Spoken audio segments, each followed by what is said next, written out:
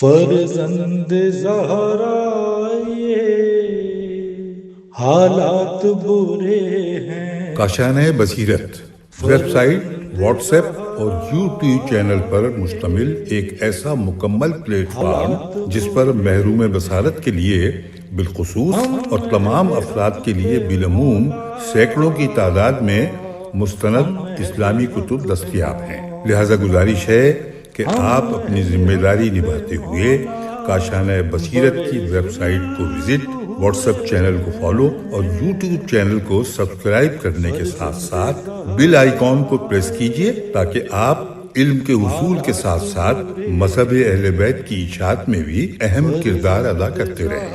کاشانۂ بصیرت۔ حالات برے ہیں۔ بسم اللہ الرحمن الرحیم۔ السلام علیکم۔ کاشانۂ بصیرت کے پلیٹ فارم سے میزان الحکمت کی جلد نمبر 8 ریکارڈ کی جا رہی ہے۔ اس سلسلے کا پارٹ نمبر 6 ہے اور فصل نمبر 8 کا آغاز کرتے ہیں۔ فصل نمبر 8 کا عنوان ہے القرآن یعنی قرآن مجید۔ 3291 موضوع کا نمبر شمار ہے اور اس موضوع کا یہ نمبر 1 لکھا ہوا ہے۔ موضوع بہت خوبصورت سی موٹی سی ہیڈنگ کے ساتھ ہے، القرآن قرآن مجید۔ سورہ حجر کی آیت نمبر 87 سے اس کا آغاز ہو رہا ہے، اور اے رسول صلی اللہ علیہ وآلہ وسلم، ہم نے تمہیں سبع مثانی اور قرآن عظیم عطا فرمایا ہے، اور ہم نے تو قرآن کو نصیحت حاصل کرنے کے واسطے آسان کر دیا، پس کوئی ہے جو نصیحت حاصل کرے۔ اس موضوع کے سلسلے میں آئیں حدیث کا مطالعہ کرتے ہیں۔ 16108 پر جو حدیث ہے اس کا ترجمہ پیش ہے۔ حضرت علی علیہ السلام سے روایت ہے کہ حضرت رسول خدا صلی اللہ علیہ وآلہ وسلم نے ایک خطبے میں ارشاد فرمایا، دنیاوی زندگی میں کسی کے لیے بہترین نہیں سوائے اس شخص کے جو سنتا اور یاد رکھتا ہے، یا ایسے عالم کے لیے جو حق بات کہتا ہے۔ اے لوگوں، تم اس وقت آرام اور سکون کے زمانے میں ہو، تمہاری رفتار بہت تیز ہے۔ اے لوگوں، تم اس وقت آرام اور سکون کے زمانے میں ہو، تمہاری رفتار بہت تیز ہے۔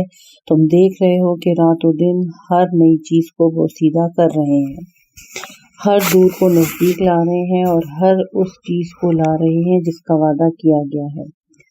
لہٰذا تم دور کے سفر کے لیے اپنی تمام تر کوششوں کو سمیٹ لو۔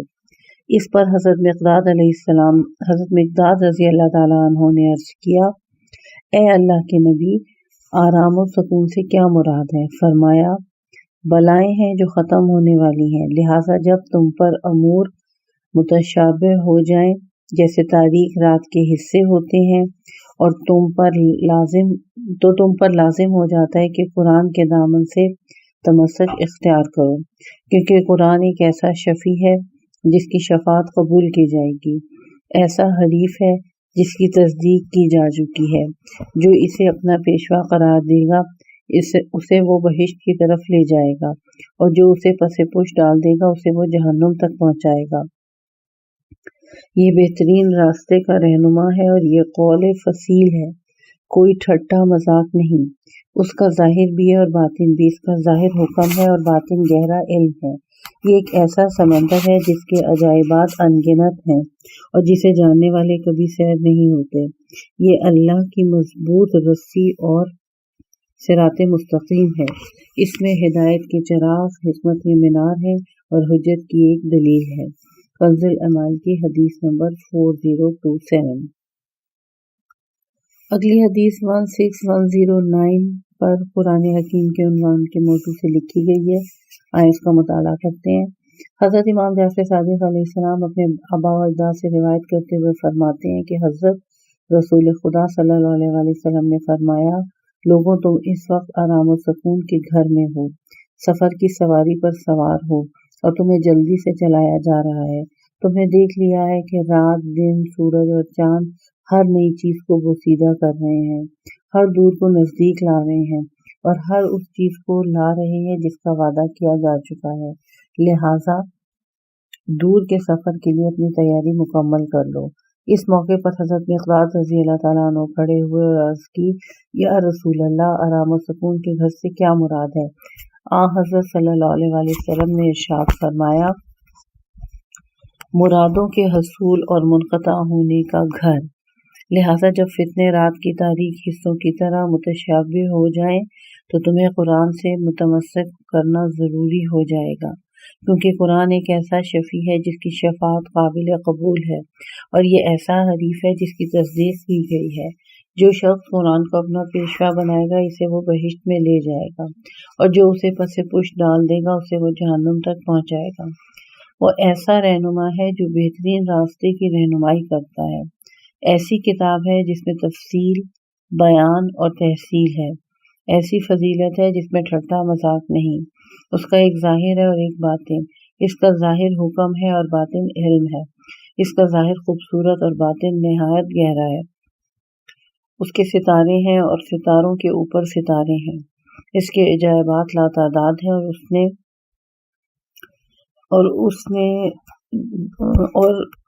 اس سے یہ بوسیدہ ہونے والے نہیں ہیں۔ تھوڑی سی اس میں مس پرنٹنگ ہوئی بھی ہے۔ اور اس سے عرائب بوسیدہ ہونے والے نہیں ہیں۔ اس میں ہدایت کے چراغ اور حکمت کے مینار ہیں۔ جو جتنی صفت کی معرفت حاصل کرنا چاہے اس کے لیے معرفت کی رہنمائی کرتا ہے۔ اسے چاہیے کہ وہ اس صفت پر اپنی نظریں دوڑائے اور وہاں تک اپنی نگاہیں پہنچائے۔ اس طرح ہلاک ہونے والا ہلاکت سے بچ جائے گا اور دلدل میں پھنس جانے سے بچ جائے گا، کیونکہ اس میں غور و فکر کرنے سے صاحبان بصیرت کے دلوں کو زندگی ملتی ہے، جس طرح تاریکیوں میں چلنے والے کو نور سے روشنی حاصل ہوتی ہے۔ دوبارہ پڑھتی ہوں، کیونکہ اس میں غور و فکر کرنے سے صاحبان بصیرت کے دلوں کو زندگی ملتی ہے، جس طرح تاریکیوں میں چلنے والے کو نور سے روشنی حاصل ہوتی ہے۔ لہٰذا تمہارے لیے ضروری ہے اس کے ذریعے سے اچھے انداز میں نجات حاصل کرو اور دوسری کسی چیز کا انتظار نہ کرو۔ حارث عوور کہتے ہیں، الف عین واو اور رے۔ حارث عور کہتے ہیں کہ میں نے حضرت علی ابن ابی طالب کی خدمت میں حاضر ہو کر عرض کیا، یا امیر المومنین، جب ہم آپ کے پاس ہوتے ہیں تو آپ سے ایسی باتیں سنتے ہیں جس سے ہمیں دینی رہنمائی ملتی ہے، اور جب آپ کے پاس سے اٹھ کر چلے جاتے ہیں تو لوگوں سے مختلف قسم کی باتیں سنتے ہیں جن سے دل زخمی ہو جاتا ہے۔ معلوم نہیں ایسا کیوں ہوتا ہے؟ امام علیہ السلام نے فرمایا، کیا وہ بھی ایسا ہی کرتے ہیں جو قرآن کی تشریح و توضیح کرتی ہے، یا پھر ائمہ اطہار علیہ السلام ہیں جو قرآن کے عالم ہوتے ہیں؟ بعض حدیثوں اور کتابوں کے نسخوں میں ہے کہ تخموم جمع ہے تخم کی، جس کے معنی ہے کسی چیز کی انتہا، یعنی جو شخص معرفت کی کیفیت قرآن کے اشاروں اور نکات کو سمجھنا چاہے۔ راوی نے عرض کیا، جی ہاں۔ امام نے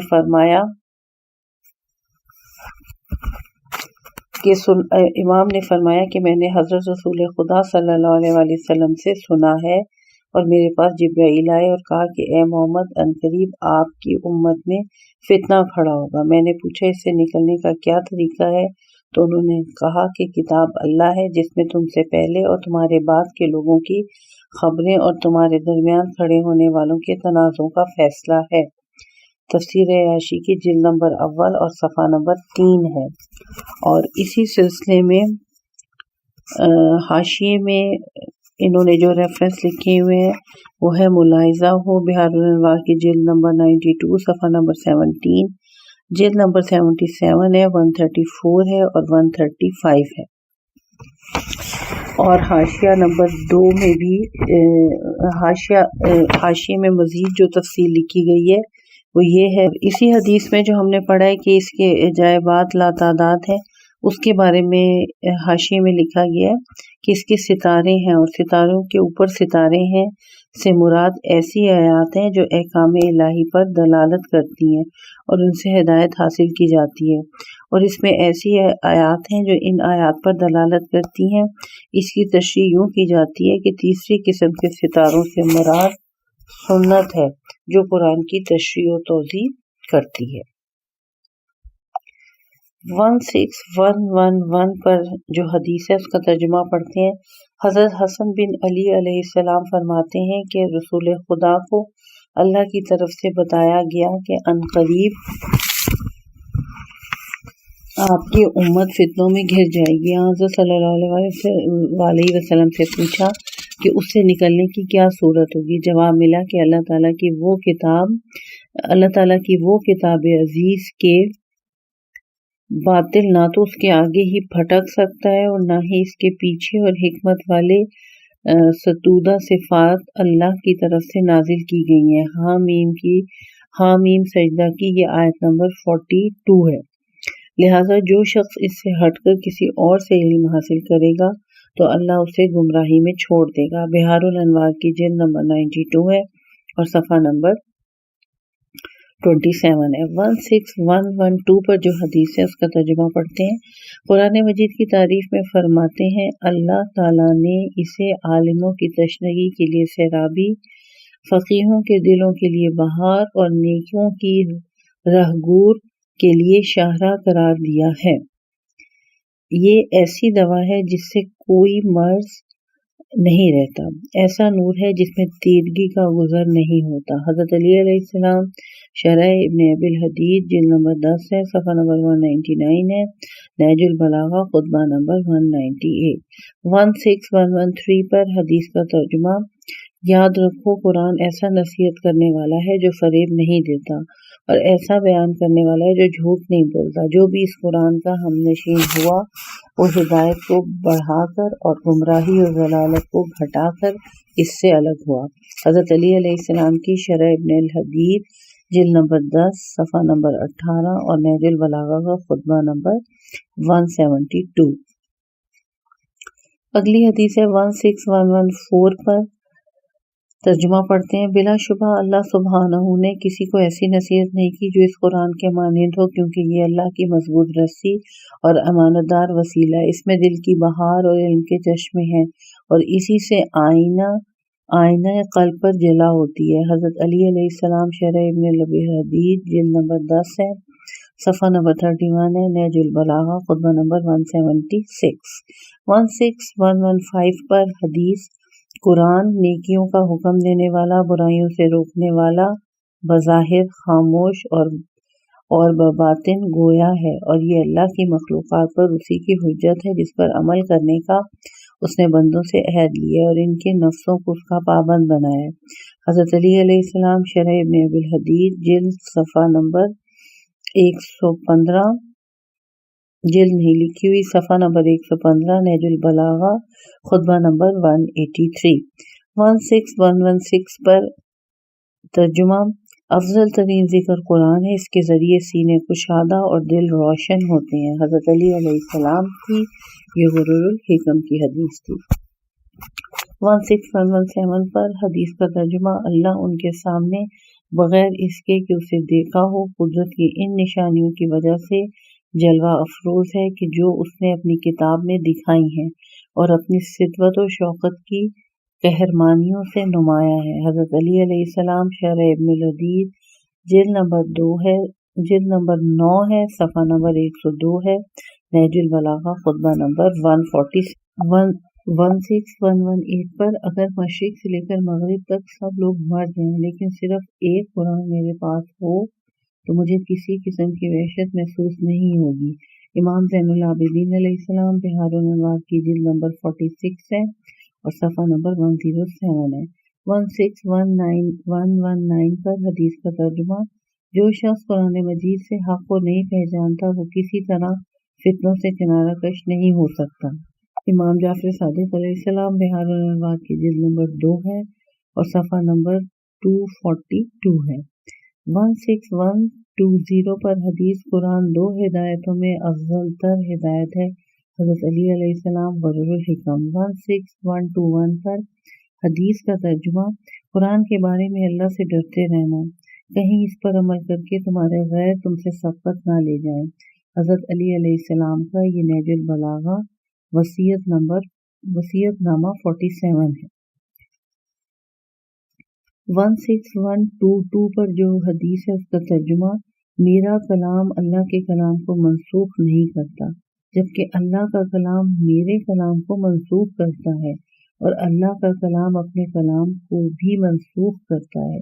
حضرت رسول خدا صلی اللہ علیہ وسلم کنز العمال حدیث 2961 16123 پر حدیث کا ترجمہ: یہ اللہ کی کتاب ہے جس کے ذریعے تمہیں سجائی دیتا ہے اور تمہاری زبان میں گویائی آتی ہے اور حق کی آواز سنتے ہو۔ اس کے بعض حصے بعض حصوں کی وضاحت کرتے اور بعض کی صداقت کی گواہی دیتے ہیں۔ یہ ذات الہی کے متعلق الگ الگ نظریات نہیں پیش کرتا اور نہ اپنے ساتھی کو اس کی راہ سے ہٹا کر کسی اور راہ پر لگاتا ہے۔ حضرت علی علیہ السلام نہج البلاغہ خطبہ نمبر 133 16124 پر حدیث کا ترجمہ: قرآن کے بعض حصے بعض دوسرے حصوں کی تصدیق کرتے ہیں، لہٰذا اس کے بعض حصوں کے ذریعے دوسرے بعض حصوں کی تکذیب نہ کرو۔ حضرت رسول اکرم صلی اللہ علیہ وسلم کنز العمال کی حدیث ہے 2861 3292 پر جو موضوع ہے اور موضوع نمبر 2 ہے القرآن کے سلسلے میں، وہ ہے القرآن و امام و رحمت، یعنی قرآن امام اور رحمت۔ اس سلسلے میں قرآن مجید کی جس آیت سے آغاز ہو رہا ہے وہ سورہ احقاف کی آیت نمبر 12 ہے۔ آئیں اس کا ترجمہ پڑھتے ہیں۔ اور اس سے قبل موسیٰ کی کتاب امام یعنی پیشوا اور رحمت تھی، اور یہ قرآن وہ کتاب ہے جو زبان میں اس کی تصدیق کرتی ہے تاکہ وہ اس کے ذریعے سے ظالموں کو ڈرائے اور نیکوکاروں کے لیے سرتاپا خوشخبری ہے۔ تو کیا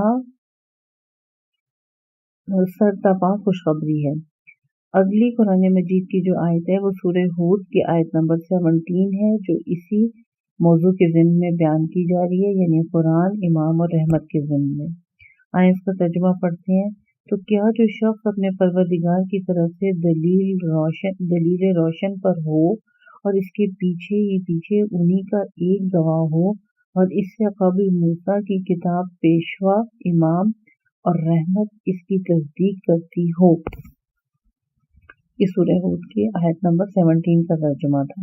اب اس سلسلے میں حدیث کا مطالعہ کرتے ہیں۔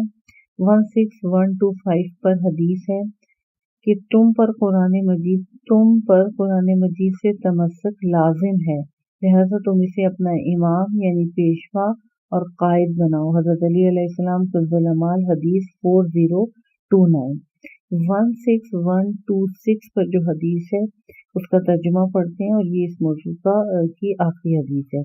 میرے بعد تم پر ایک ایسا دور آنے والا ہے جس میں حق بہت پوشیدہ اور باطل بہت نمایاں ہوگا۔ پس کتاب یعنی قرآن اور قرآن والے یعنی اہل بیت علیہم السلام اس دور میں بظاہر لوگوں میں ہوں گے مگر ان سے الگ تھلگ، ان کے ساتھ ہوں گے مگر بے تعلق، اس لیے کہ گمراہی ہدایت سے سازگار نہیں ہو سکتی اگرچہ وہ ایک جا ہو۔ لوگوں نے تفرقہ پردازی پر تو اتفاق کر لیا ہے اور جماعت سے کٹ گئے ہیں، گویا وہ کتاب کے پیشوا ہیں، کتاب ان کی پیشوا نہیں، ان کے پاس تو صرف قرآن کا نام رہ گیا ہے اور صرف اس کے خطوط و نقوش کو پہچان سکتے ہیں۔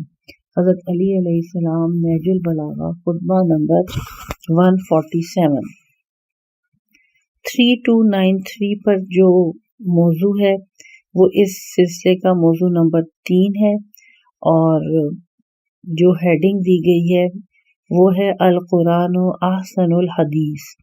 یہ عربی میں لکھا ہوا ہے اور اردو میں اس کا ترجمہ ہے قرآن زیبا ترین کلام ہے۔ بہت خوبصورت بہت موٹی ہیڈنگ کے ساتھ یہ لکھا گیا ہے۔ اس سلسلے میں جو قرآن مجید کی آیت ہے وہ سورہ زمر کی آیت نمبر 23 ہے، اور آئیں اس کا ترجمہ پڑھتے ہیں۔ اللہ نے بہت ہی اچھا کلام یعنی اس کتاب کو نازل فرمایا جس کی آیتیں ایک دوسرے سے ملتی جلتی ہیں، اور ایک بات کی گئی اور ایک بات کئی بات دہرائی گئی ہے، اور یہ یقیناً یہ لکھا ہوا ہے کہ اور ایک بات کئی بار دہرائی گئی ہے، یہاں بات لکھا ہوا ہے، اور ایک بات کئی بار دہرائی گئی ہے۔ اس کے سننے سے ان لوگوں کے رونگٹے کھڑے ہو جاتے ہیں جو اپنے پروردگار سے ڈرتے ہیں، پھر ان کے جسم نرم ہو جاتے ہیں اور ان کے دل اللہ کی یاد کی طرف بااطمینان متوجہ ہوتے ہیں۔ اس سلسلے میں جو احادیث بیان کی گئی ہیں ان کا ترجمہ پڑھتے ہیں۔ 16127 پر جو حدیث ہے اس کا ترجمہ ہے سب سے اچھا اور زیبا کلام کتاب خدا قرآن مجید ہے۔ سب سے بہتر ہدایت حضرت محمد مصطفیٰ صلی اللہ علیہ وآلہ وسلم کی ہدایت ہے اور بدترین اور بدعتی امور ہیں۔ حضرت رسول اکرم صلی اللہ علیہ وآلہ وسلم بحار الانوار کی یہ جلد نمبر 77 اور صفحہ نمبر 122 سے حدیث لی گئی۔ اگلی حدیث 16128 پر سب سے اچھا قصہ، بلیغ ترین نصیحت اور سود مند ترین یادداشت خداوند عز و جل کی کتاب ہے۔ حضرت علی علیہ السلام فروع کافی جلد نمبر 8 ہے اور صفحہ نمبر 175 ہے۔ 16129 پر جو حدیث ہے اس کا ترجمہ صادق ترین بات، بلیغ ترین واضح و نصیحت اور احسن ترین قصہ کتاب الہی یعنی قرآن مجید ہے۔ حضرت رسول اکرم صلی اللہ علیہ وآلہ وسلم من لا یعذر الفقہ جلد نمبر 4 ہے اور صفحہ نمبر 287 ہے۔ 16130 پر جو حدیث ہے اس کا ترجمہ کتاب الہی کی تعلیم حاصل کرو کیونکہ یہ بہترین کلام اور بلیغ ترین نصیحت ہے۔ نیز اس میں غور و فکر کرو کیونکہ یہ دلوں کی بہار ہے۔ اس کے نور سے شفا حاصل کرو کیونکہ یہ دلوں کی بیماریوں کے لیے شفا ہے، اور اس کی اچھے انداز میں تلاوت کرو کیونکہ یہ سب سے پیارا قصہ ہے۔ حضرت علی علیہ السلام بحار الانوار کی جلد نمبر 77 ہے اور صفحہ نمبر 290 ہے۔ 16131 پر جو حدیث ہے اس کا ترجمہ صادق ترین بات، بلیغ ترین موعظہ اور بہترین قصہ کتاب الہی ہے۔ یہ رسول اکرم صلی اللہ علیہ وآلہ وسلم کی بحار الانوار کی جلد نمبر 77 ہے اور صفحہ نمبر 114 ہے۔ 16132 پر حدیث کا ترجمہ قرآن کی دوسری تمام کلاموں پر فضیلت ایسی ہے جیسے اللہ کی فضیلت اس کی مخلوق پر۔ حضرت رسول اکرم صلی اللہ علیہ وآلہ وسلم بحار الانوار کی جلد نمبر 92 اور صفحہ نمبر 19۔ 16133 پر جو حدیث ہے اس کا ترجمہ قرآن کی تلاوت اچھے انداز میں کیا کرو کیونکہ یہ سود مند ترین داستان ہے، اور اس سے شفا حاصل کرو کیونکہ یہ دلوں کے لیے شفا ہے۔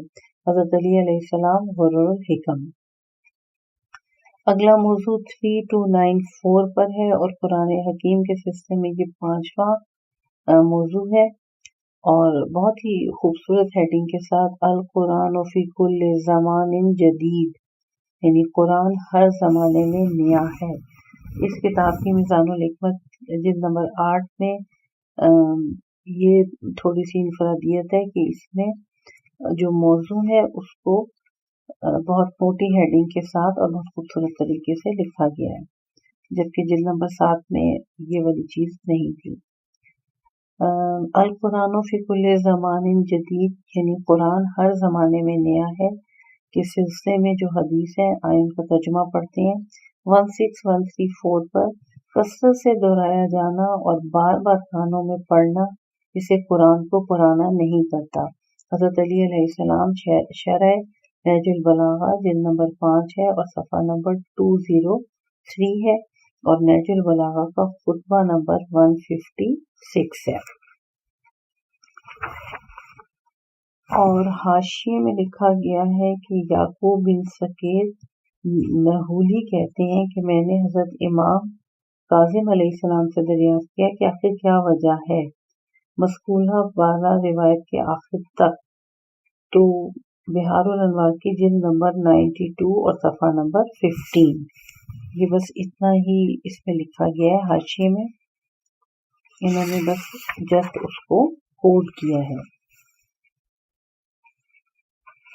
اب اگلی حدیث کا مطالعہ 16135 پر حدیث کا ترجمہ حضرت امام علی رضا علیہ السلام اپنے والد گرامی سے روایت کرتے ہیں کہ ایک شخص نے حضرت امام جعفر صادق علیہ السلام سے دریافت کیا آخر کیا وجہ ہے کہ قرآن مجید کی جس قدر نشر و اشاعت اور درس و تدریس کی جاتی ہے اسی قدر اس کی تر و تازگی میں اضافہ ہوتا جاتا ہے۔ آپ علیہ السلام نے فرمایا اس لیے کہ اللہ تبارک و تعالیٰ نے اسے کسی خاص زمانہ، کسی خاص قوم یا کسی خاص گروہ کے لیے نہیں بنایا، بلکہ یہ سب زمانوں، سب قوموں اور سب لوگوں کے لیے ہے، لہٰذا یہ ہر زمانے میں جدید، ہر قوم کے لیے نزدیک، ہمیشہ تر و تازہ اور قیامت تک ایسا ہی رہے گا۔ یہ جو حاشیے میں لکھا گیا تھا وہ اس سے متعلق تھا، اور یہ मैं सफ़ा नंबर 120 पे आ गई हूँ, लेकिन सफ़ा नंबर 119 पर इसके बारे में ये बात लिखी गई है कि जदीद हर कौम के नज़दीक हमेशा तरोताज़ा और क़यामत तक ऐसा ही रहेगा। याकूब बिन सुकैत नहूली कहते हैं कि मैंने हज़रत इमाम काज़िम अलैहिस्सलाम से दरियाफ्त किया कि आखिर क्या वजह है, तो मज़कूरा पारा रिवायत के आखिर तक बिहारुल अनवार की इन्होंने जिल्द नंबर 92 और सफ़ा नंबर 15 का हवाला दिया है। अगली हदीस पर आ जाए। अगली हदीस जो है वो है 16136 पे। एक दिन हज़रत इमाम रज़ा अलैहिस्सलाम ने कुरान मजीद का जिक्र करके उसकी हुज्जत की अज़मत और आयात का मुअज्ज़ज़ा होने का जिक्र करते हुए फरमाया, कुरान अल्लाह ताला की मजबूत रस्सी, उसका नाकाबिले शिकस्त दस्ता, हक से ज्यादा मुशाबे तरीका, जन्नत तक ले जाने वाला और जहन्नुम से बचाने वाला है। किसी ज़माने में पुराना नहीं होता, ज़बानों पर मुसलसल इस्तेमाल से नाकारा नहीं होता, क्योंकि ये किसी एक ज़माने को छोड़कर दूसरे ज़माने के लिए नहीं, बल्कि हर ज़माने के लिए उसे दलील व बुरहान और हर इंसान के लिए हुज्जत बनाया गया है। बातिल ना तो इसके आगे से आ सकता है और ना ही पीछे से। ये साहिब हिकमत और काबिल सताइश अल्लाह की तरफ से नाजिल किया गया है। बिहारुल अनवार की जिल्द नंबर 92 है और सफ़ा नंबर 14 है। अगला मौजू 3295 और कुरान करीम के सिलसिले में छठा मौजू है और इसका जो उन्वान है वो है अल कुरानो शफाउन मिन अकबरिद दआ, कुरान बड़ी बड़ी बीमारी के लिए शिफा है। इस सिलसिले में सूरह बनी इसराइल की आयत नंबर 82 से इस मौजू का आगाज हो रहा है। और हम तो कुरान में वही चीज नाजिल करते हैं जो मोमिनों के लिए सरासर शफा और रहमत है, मगर जालिमों को तो घाटे के सिवा कुछ बढ़ाता ही नहीं। वला यज़ीदुज़्ज़ालिमीना इल्ला खसारा। अगली आयत जो है वो सूरह यूनुस की आयत नंबर 57 है और ये इसका तर्जुमा है, लोगों तुम्हारे पास तुम्हारे परवरदिगार की तरफ से नसीहत कुरान जैसी किताब आ चुकी और जो अमराज दिल में है उनकी दवा और ईमानदारों के लिए हिदायत और रहमत है। अगली आयत सूरह हामीन और सजदा की आयत नंबर 44 है। ए पैगंबर कह दो कि ईमानदारों के लिए ये कुरान हिदायत और हर मर्ज की शिफा है। आइए इस सिलसिले में हदीस का मुताला करते हैं। 16137 पे हदीस है, इसमें कुफ्र व नफाक और हलाकत व गुमराही जैसे बड़े बड़े अमराज की शफा पाई जाती है। हजरत अली अलैहिस्सलाम शरह नहजुल बलागा जिल्द नंबर 10 है, सफ़ा नंबर 19 है और नहजुल बलागा का खुतबा नंबर 176। 16138 पर जो हदीस है उसका तर्जुमा, इस कुरान में नूर के चिराग और दिलों की शिफा है। चलने वाले को इसी की रोशनी में इधर उधर चलना चाहिए और अपनी तरफ से भी चाल को काबू में रखना चाहिए, क्योंकि कुरान से बिलमुशाफा गुफ्तगू करना बाबसीरत दिलों की हयात है, जैसे रात की तारीकियों में चलने के लिए रोशनी हासिल करने वाले के लिए रोशनी होती है। इमाम हसन अलैहिस्सलाम बिहारुल अनवार जिल्द नंबर 78 है और सफ़ा नंबर 112 है। 16139 पर तुम्हें किताब इलाही पर अमल करना चाहिए, इसलिए कि वो एक मजबूत रस्सी, रोशन और वाज़ेह नूर और नफा बख्श शिफा है।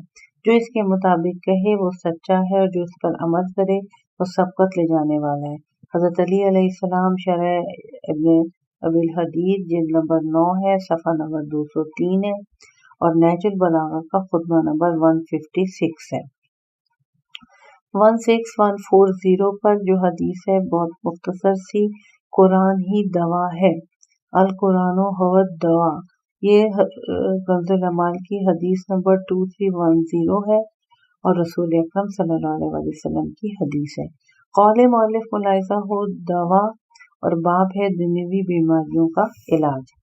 3296 پر جو موضوع ہے اور یہ قرآن مجید کا موضوع نمبر 7 ہے وہ ہے القرآن غنی لا غنی دونہ لا غنا دونہ، قرآن ہی تونگری ہے۔ اس سلسلے کی حدیث کا مطالعہ کرتے ہیں۔ اس موضوع کا 16141 پر اس موضوع کی حدیث، قرآن ایسی تونگری ہے جس کے ہوتے ہوئے کسی چیز کی ضرورت نہیں رہتی اور نہ ہی اس کے ہوتے ہوئے کوئی محتاج رہتا ہے۔ حضرت رسول اکرم صلی اللہ علیہ وسلم بحار الانوار کی جلد نمبر 92 ہے اور صفحہ نمبر 19 ہے۔ 16142 پر قرآن ایسی تونگری ہے جس کے ہوتے ہوئے نہ کوئی محتاج ہوتا ہے اور نہ ہی اس کے ہوتے ہوئے کسی اور چیز کی ضرورت ہوتی ہے۔ رسول خدا صلی اللہ علیہ وسلم کنز العمال کی حدیث ہے 2307۔ 16143 پر حدیث کا ترجمہ، جو قرآن کی تلاوت کرتا ہے وہ غنی ہے، اس کے بعد اسے پھر کسی قسم کی ضرورت نہیں رہتی، اور اگر تلاوت نہیں کرتا تو وہ غنی نہیں ہے۔ حضرت امام جعفر صادق علیہ السلام بحار الانوار کی جلد نمبر 92 اور صفحہ نمبر 187۔ 16144 پر حدیث کا ترجمہ، جان لو کہ کسی کو قرآن کی تعلیمات کے بعد کسی اور لاہے عمل کی احتیاج نہیں رہتی، اور نہ کوئی قرآن سے کچھ سیکھنے سے پہلے اس سے بے نیاز ہو سکتا ہے۔ اس سے اپنی بیماریوں کی شفا چاہو اور اپنی مصیبتوں پر اس سے مدد مانگو۔ حضرت علی علیہ السلام بحار الانوار کی جلد نمبر 92 ہے، صفحہ نمبر 24 ہے، شرح ابن ابی الحدید ہے، جلد نمبر 10 ہے، صفحہ نمبر 19 ہے، اور نہج البلاغہ کا خطبہ نمبر 176 ہے۔ اس سلسلے کی آخری حدیث 16145 پر، جس کو قرآن مجید کچھ دے اور وہ پھر بھی یہ سمجھے کہ اس سے افضل تر چیز کسی اور کو عطا ہوئی ہے تو اس نے حقیر شے کو عظیم اور عظیم چیز کو حقیر جانا۔ حضرت رسول اکرم صلی اللہ علیہ وسلم بحار الانوار کی جلد نمبر 92 صفحہ نمبر 13 اور صفحہ نمبر 189 ہے۔ قول مؤلف ملاحظہ ہو تونگری، باب 3112 تونگری کیا ہے اور اس کے بعد کے باب۔ اس پارٹ کا ہم یہیں پر اختتام کرتے ہیں۔ ابھی کتاب میزان الحکمت جلد نمبر 8